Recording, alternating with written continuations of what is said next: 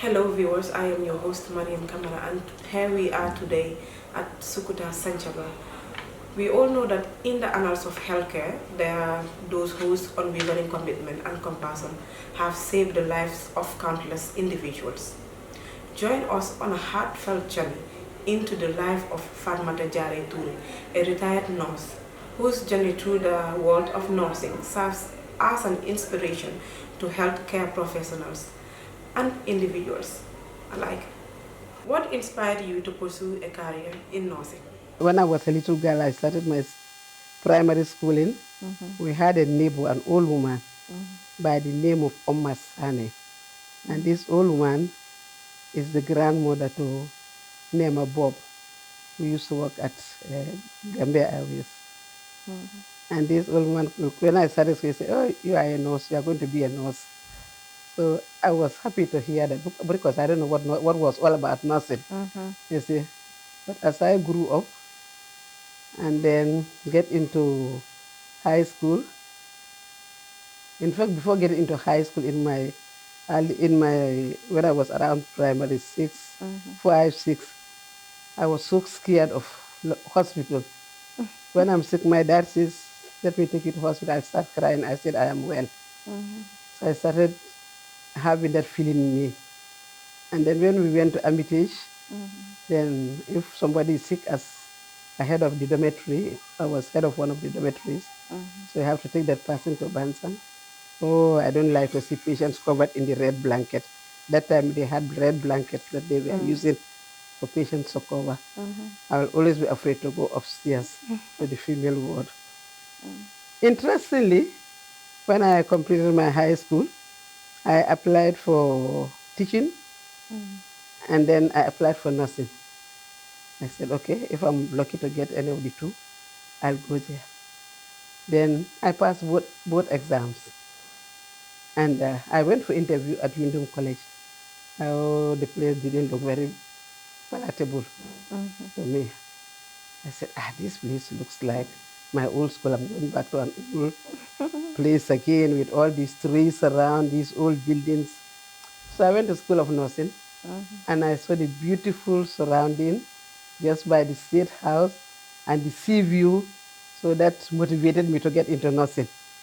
That was how I was accepted at the School of Nursing. I was accepted at Gambia College. So Gambia College, they were calling me on their roll for almost a week or two. They never saw me. And then I just reported at the School of Nursing and I was there. And that was how I just continued in nursing. All right. Speaking of Amitabh, it seems you've gone through stages before getting to the nursing field, Yes. isn't it? Yes. So I would want you to tell us where you did your primary, junior, then to high school before the nursing. In those days, we didn't get junior. We had only primary and then your high school. And my primary, I did it in Georgetown because I'm a Georgetonian. Oh.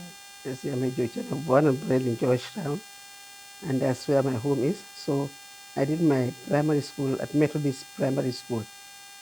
And then after passing my exam, then I went to Amitage, which was then senior second, which was then secondary, which was then high school. In fact, we don't have junior, primary, secondary. No, senior secondary, we don't have that. It was just from your primary to your high school. And then from my high school, after switching to it was GCE then I had entry to the School of Nursing at Marina Parade. Okay. Okay. When you went to the School of Nursing, what did you study there? I did nursing. I studied nursing. Nursing. But is it just nursing or you have levels? We have levels in nursing. We have the general nursing and we had the midwifery program. But you must do your general nursing for 3 years. Then I stayed registered nurse after 3 years training. Then from that 3 years, you go in the field, work in the hospital for a year or two, then you come back to do your midwifery. After graduating, what next? Did you get married?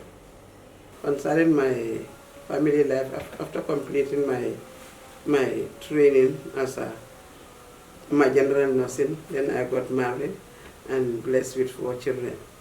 A boy as the first one, then the second one, a girl, and then my twins.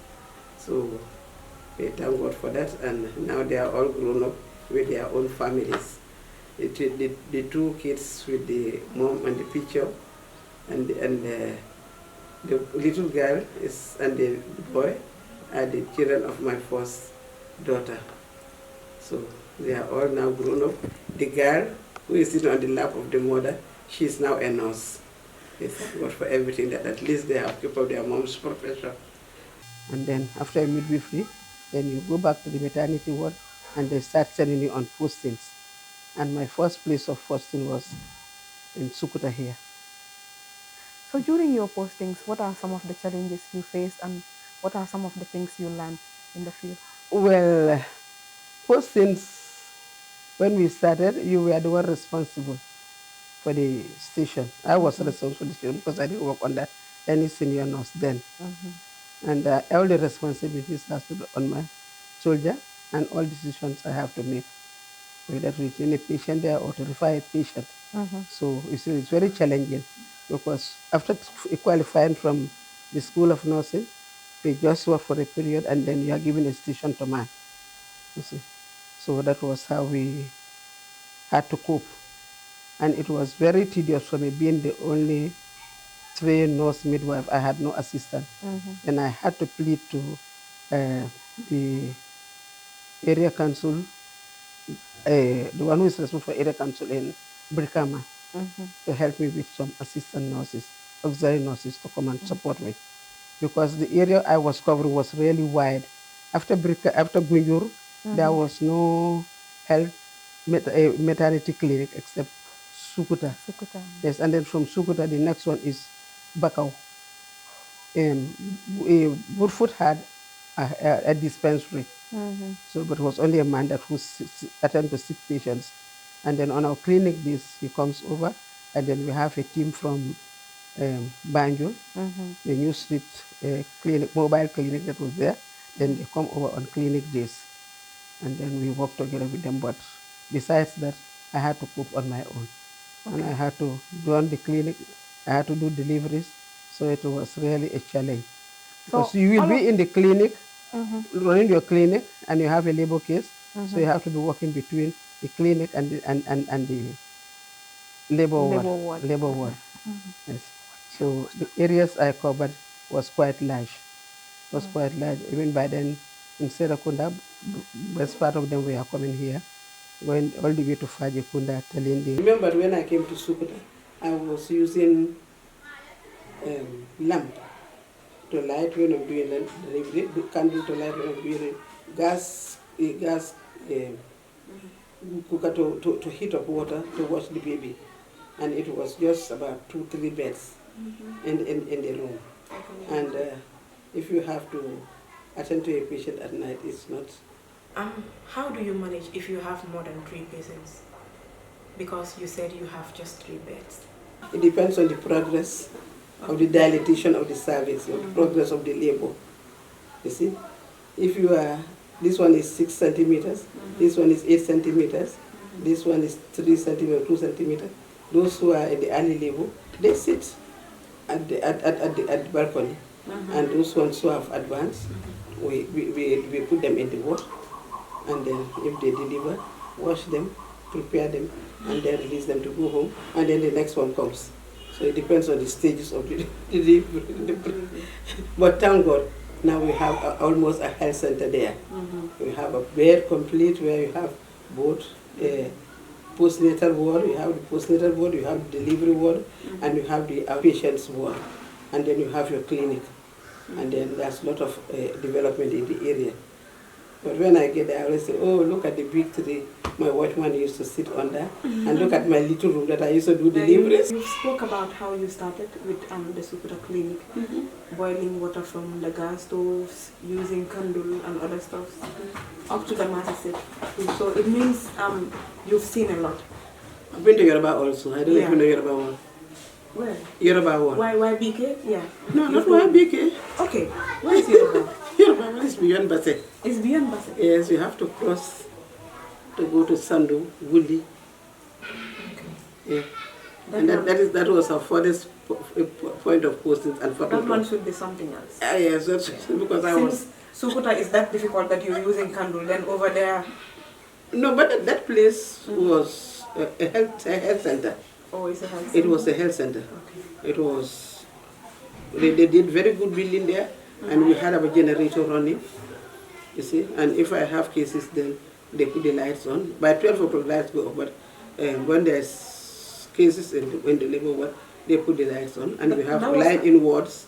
We have patients whom we admit. My only problem was the language barrier, because by the way, they are among these Fulas, and when you talk to them, they don't hear the language, and I could not speak Fula well. So when I talk to them, they say Minanani. So that is what they just stick onto Minanan only. You have to speak Fula, or if you want to communicate with them. So it took a bit of time, but later on I was able to catch up, and then we enjoyed our stay there.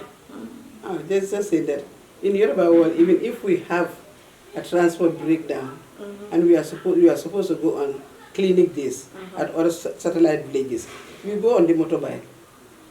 By myself and late Ismail and Jaya, we were then the nurse at the station, and then we had our boss, and then the two of us were responsible for MCH.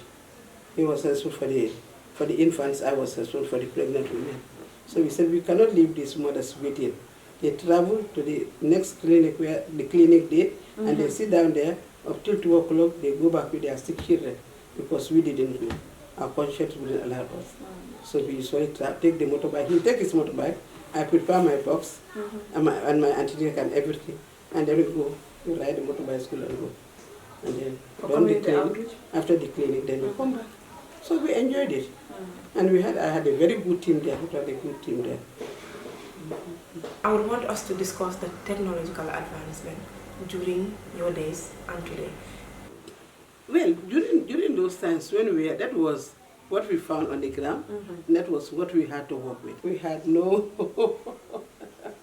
scanning to do for patients, you see. So everything was just done based on our knowledge. This is why you see we take total care of the patient. Taking care of the patient in totality, you have to do all this one stuff, everything for the patient.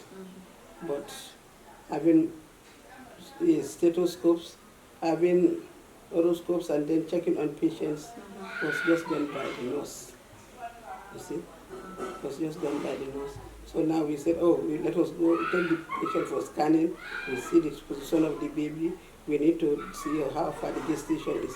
No, we are using our hands to palpate, and then using our ear pin to check on the fetal heart. So walking was really difficult during this. Yes, it was very difficult. Unlike now, when you know that you say, okay, you scan and you see everything. Even the sex of the baby, you will know it. Yeah. So you know that there is at least sort of evolution going on. Changes are happening. We had a lot of other equipments coming on board, which has helped in making our diagnosis, which has helped in assisting patients, because by then we hardly do vacuum extraction. It was done by doctors, or they usually do this forceps delivery. That's that is usually done by doctors. And then we move on to this vacuum extraction. When the baby is coming out, the head is at least stopped, and then you just have to pump it. That is something that also did. The vacuum extractor will have to pump, and then for the baby to come out. And these are all means of trying to save the life of the baby and then help the mother.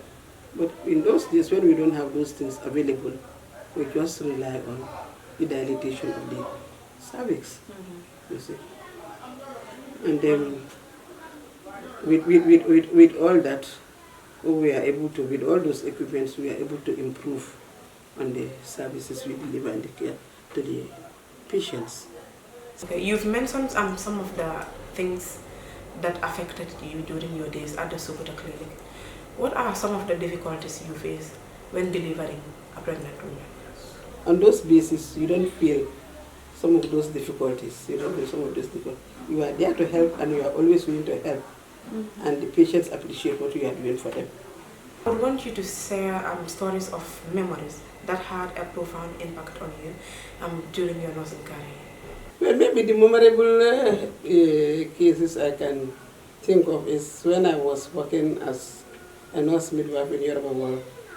When I had one or two complicated cases, and the means of transporting them from the station all the way to Basse with that bad road, and then the poor conditions of the road, poor conditions of our vehicles was really disheartening for me.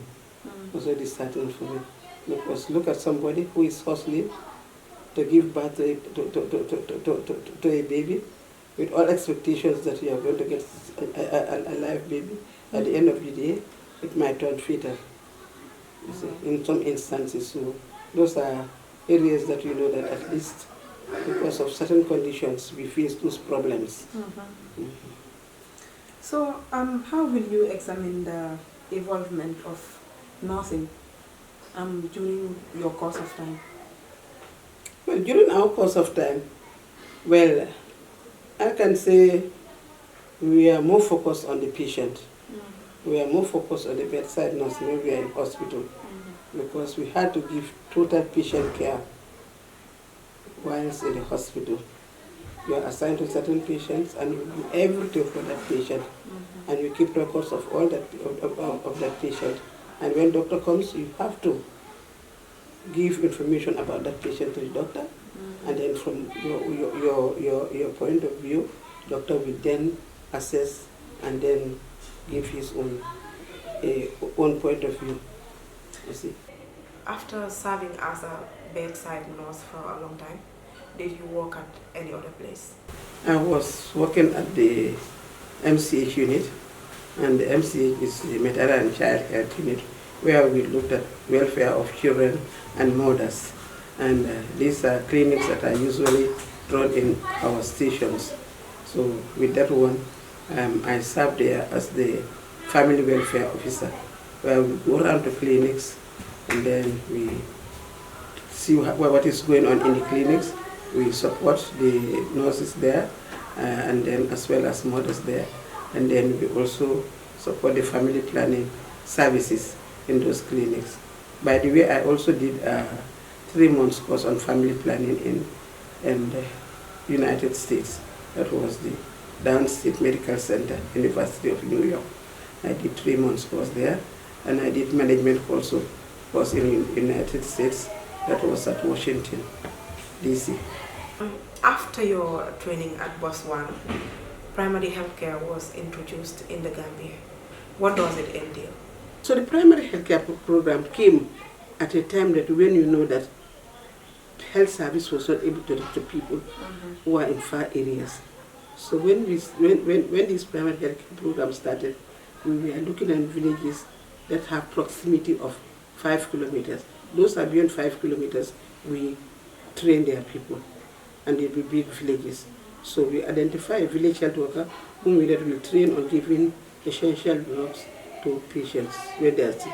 They're able to check them and then be able to give them medicine. And then for the traditional birth attendants, we train them on safe delivery.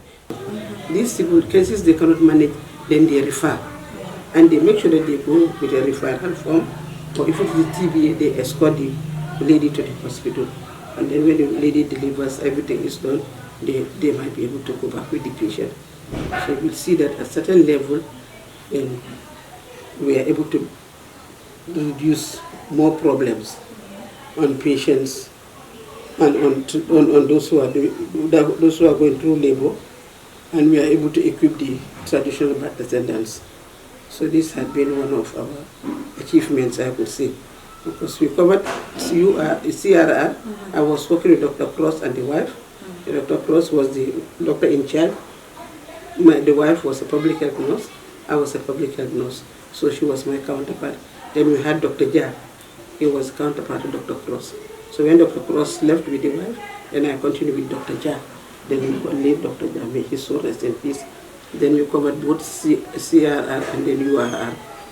So it was quite tedious though, but at least we were able to give necessary help to the communities. Which year was that? And from 1985 till 1997, yeah. 85 to 97.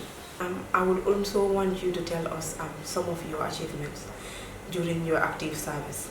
This is a memory that at least anytime I sit and think about it, I said, yes, I've done my quota in nursing. And that is, I don't know whether you have heard about the masterships. Maybe you might have heard about it. Yeah, I heard about it. You heard about it? Yes. Okay, I was the one who inspired the coming of masterships to the Gambia. Oh, really? Yes. That's a great initiative. Yes. Because I went on a meeting. By the way, I'm a member of our West African College of Nurses. Now we call it West African Postgraduate College for Nurses and Midwives. Where is it located? Our main office is in Nigeria. Nigeria, that's our main office. And we have the Francophone and Anglophone who are our members. It was set up by 5 Anglophone countries. It was Gambia, Sierra Leone, Nigeria, Freetown, Liberia. They set up this college. And then now we bring in Francophone countries. Now we have about 3 or 4 Francophone countries. We are also members of the college. So coming back to my story, I was coming from a meeting from Nigeria. So in that flight, we were just sitting next to her. I was sitting and he was sitting next to me. So I said, oh, I don't know why they put this white man near me. I should not sit near this white man. I will not be able to keep company. So I took off my little Quran I was reading. So whilst I was reading, he kept quiet looking at me. So when I finished, I just closed my book. He said, oh, did you pray for me? I looked at him and I said, yes, I pray for everybody in this flight, for us hours of service. He said, that's really good. You also pray for people. I said, He said, that's good. He said, where are you from?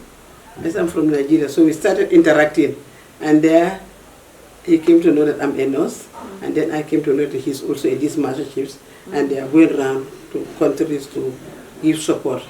You see. So through our conversation, he asked me, I told him, but why didn't you come to Gambia? They said, I've been to Senegal. I said, and now you are in Guinea-Conakry. Why didn't you come to Gambia? He said, but your seaport is very small. And it's a small country, I don't think we'll get enough. I said, no, the seaport is good. We'll be able to accommodate you. But we don't know anybody who can make contact. I said, I will do it because I'm working at the ministry. I will do it. So just out of the blue, I just positive answers only. I've never been to the seaport to find out what is the capacity of the seaport. I know I could talk to my director and then talk to my minister. By then I said to him, I said he was the minister then. So I said, okay. He said, okay. I looked in the map. Then he looked at the map. After I gave him my telephone number. And after a few days, he called me and said, I've seen your seaport. It's quite good. You'll be able to harbor our ship. I said, okay, so where do we start? He said, then you have to talk to the minister or your director about it. So from there, we started the process. And then we were communicating. Then I had to link him to this one.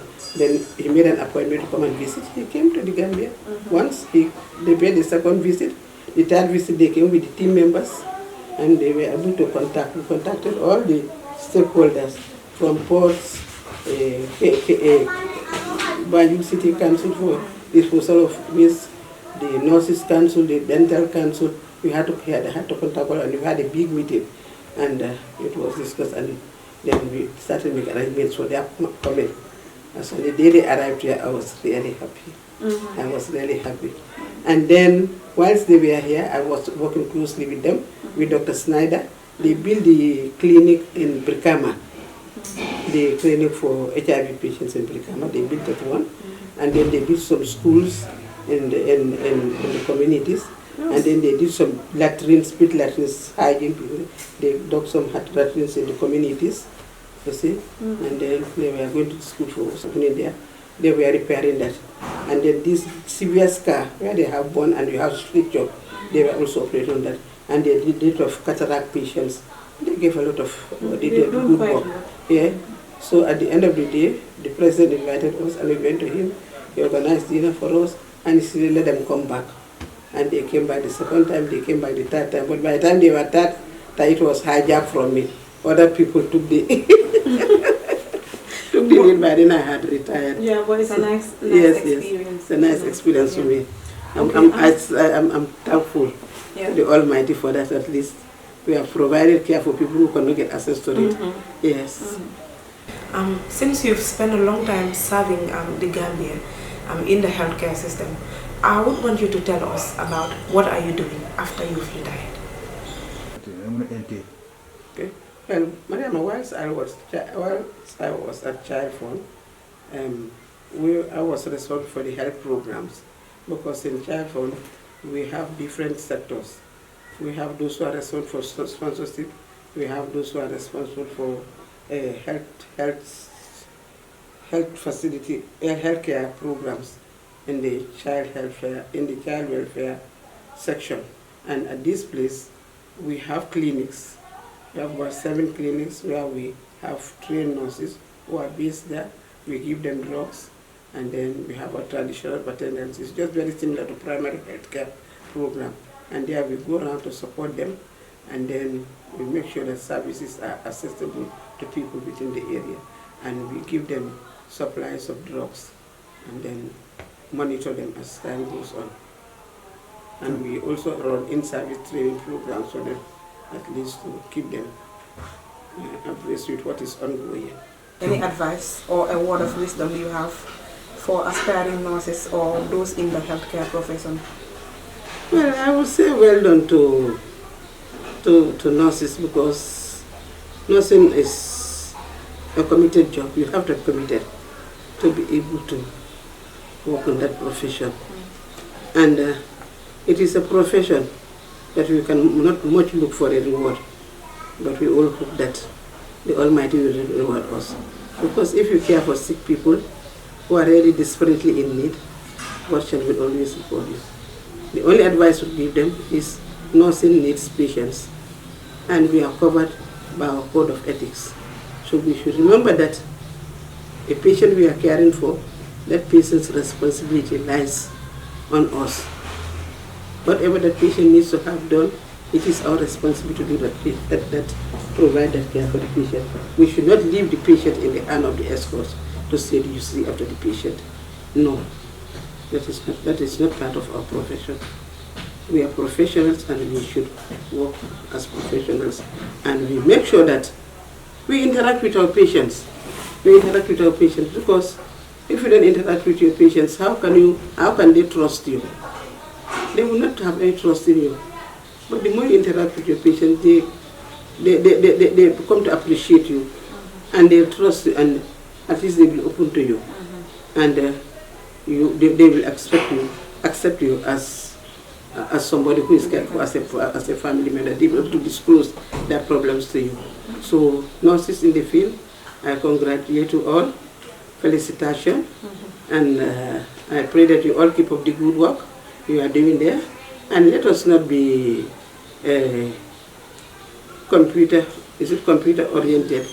Let us try and use our fingers for patients, link with our patients.